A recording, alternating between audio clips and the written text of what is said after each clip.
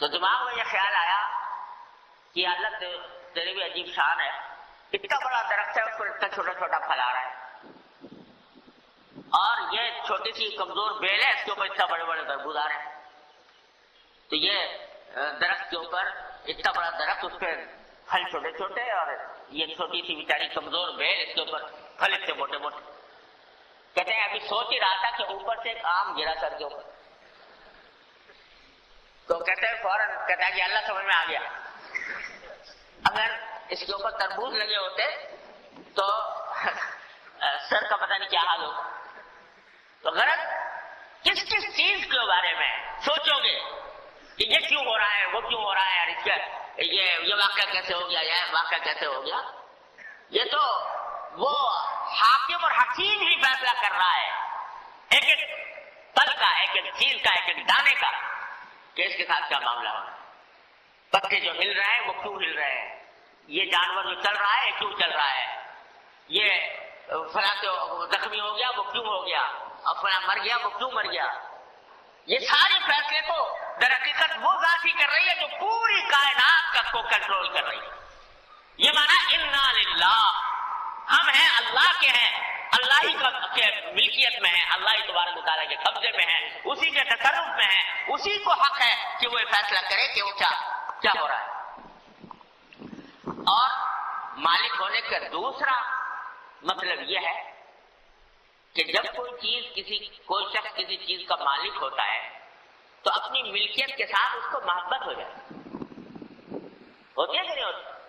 جو چیز آپ کی ملکیت میں ہے اس سے ایک تعلق ہو جاتا ہے، اس سے ایک محبت ہو جاتی ہے، اور اس کو بلا وجہ ضائع نہیں کیا جاتا، بلا وجہ ضائع نہیں کیا جاتا، اس کے ساتھ ایک تعلق ہو جاتا ہے. یہاں تک کہ اگر کچھ دنوں کے بعد کہیں اس سے جدائی ہو تو اس کا صدمہ بھی ہوتا ہے.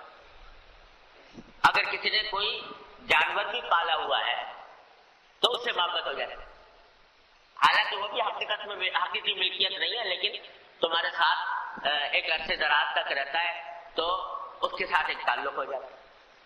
ہمارے ایک بڑے بزرگ تھے، دارالعلوم کے استاد تھے، قاری صاحب، قاری حامد حسن صاحب رحمۃ اللہ علیہ تعالیٰ اس کے درجات بلند فرمائے، انتقال ہو گیا. تو وہ وہاں دارالعلوم نانکواڑے میں پڑھایا کرتے تھے.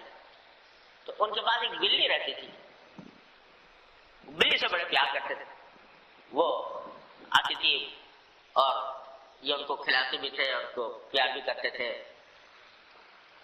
تو اس بلی کا انتقال ہو، بلی کا انتقال ہوا تو ہم جا کے دیکھا تو وہ بالکل آنسوؤں سے بلک بلک کر رو رہے تھے،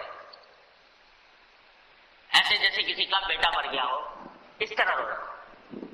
تو کسی نے پوچھا کہ حضرت کیا بات ہے، کیوں ہے؟ کہا وہ کمبخت یاد آ رہی ہے بلی.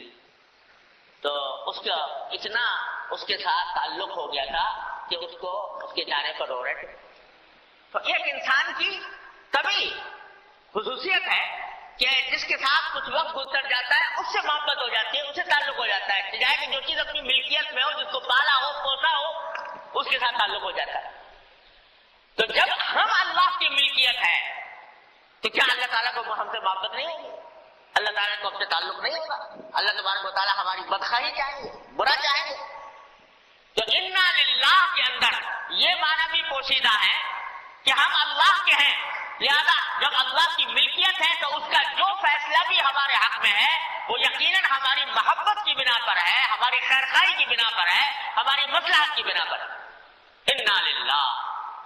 لہذا جو بظاہر دیکھنے میں ہمیں تکلیف دہ بات نظر آ رہی ہے وہ دیکھنے میں بے شک تکلیف ہے، لیکن حقیقت میں وہ اللہ تبارک و تعالیٰ کا صحیح فیصلہ ہے، ہماری خیرخواہی پر مشتمل ہے، ہماری محبت پر مشتمل ہے، کیونکہ ہم اللہ کے ہیں اور اللہ کے ہونے کی وجہ سے اللہ تبارک و تعالیٰ کو ہم سے محبت ہے.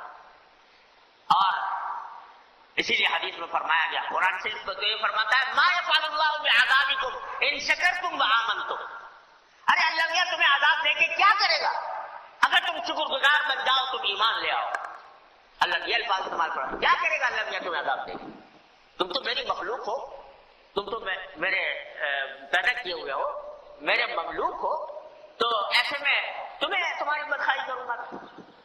تو اس لیے اللہ تبارک و تعالیٰ جو فیصلہ بھی کرتے ہیں وہ ہماری رحمت کی بنا پر.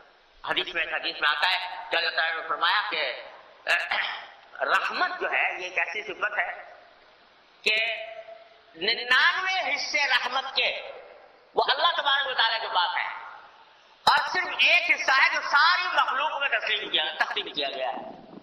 کیا مانا کہ ماں اپنے بیٹے سے جو محبت کرتی ہے، باپ اپنی اولاد سے جو محبت کرتا ہے، وہ 100واں حصہ ہے، 100واں حصہ بھی نہیں ہے اس رحمت کا، اس محبت کا جو اللہ تعالیٰ کو اپنی مخلوق ہے.